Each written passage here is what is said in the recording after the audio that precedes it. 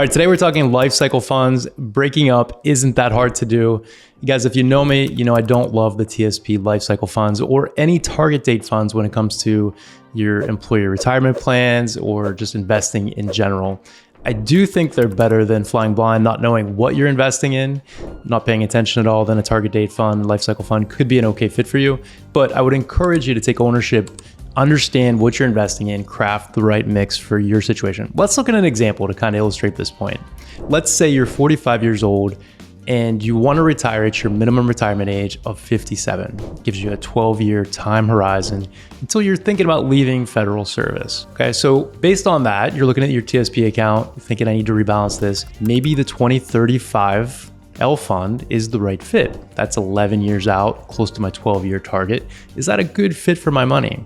Let's take a look at it. So if we go to the tsp.gov website, we can find a lot of great information on all of the investment options, okay? And here's the Lifecycle funds. Now we know these funds, there's 10 of them. They're made up of a diversified mix of the 5 core funds. So the G, F, C, S, and I. They're putting together an allocation mix based on an arbitrary date in the future. They're saying you need to invest in this way to meet your goals for retirement, okay? Now, it could be too aggressive, too conservative.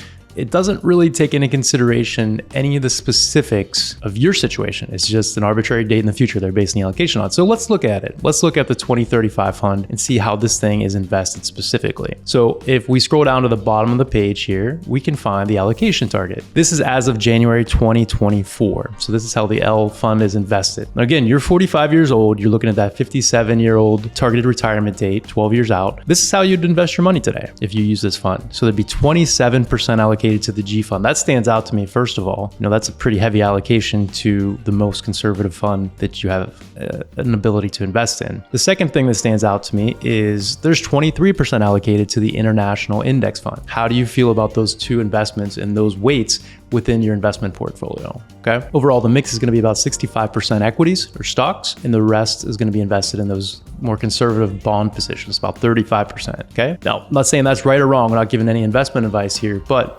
if you have a time horizon that's greater than 10 years, is that the right mix for you? Do you want to have 35% of your portfolio allocated to bonds? Remember, being too aggressive or too conservative can hurt you. Both of those things can work against you depending on what your goals are for the situation. So like I said, these L funds don't take into consideration your situation, your risk profile, your time horizon. And maybe you don't need to access the funds when you turn 57. Maybe you're going to start a second career, the next chapter in your working life. Maybe you're going to do something you're passionate about and you won't need to draw income from your investments. Maybe you just want to let them grow. Okay. So does that allocation reflect this, right? One last thing we'll touch on here in context is the composition. So let's look at how it changes. So we mentioned here's January 2024. This is our current allocation. Now, as we move this slider out closer to our targeted retirement date, you can see how the portfolio gets more conservative. As we get to 2035, you can see the portfolio is going to be really 70% invested in those fixed income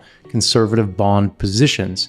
Now, if that could be okay, but if you don't have a need for the income, if your goals are a little bit different, you really want 70% of your portfolio invested in those fixed income positions. I don't know, just raising some questions here because they're red flags to me. I think it makes more sense to sit down and craft the right strategy for you. So to drive the point home, I think it makes a lot of sense to sit down and think about your risk tolerance, your time horizon, and what your need for income, when you'll need to access these funds may be. That should really drive the allocation, not just a date in the future. All right, so take the time, understand the funds. If you need help, I'm happy to be a resource to answer questions and give you a little direction. So I hope you found this helpful. If you have a chance, please like and subscribe to the channel. We're trying to educate and spread as much education out there across the federal community as possible. So I would appreciate that help. And until next time.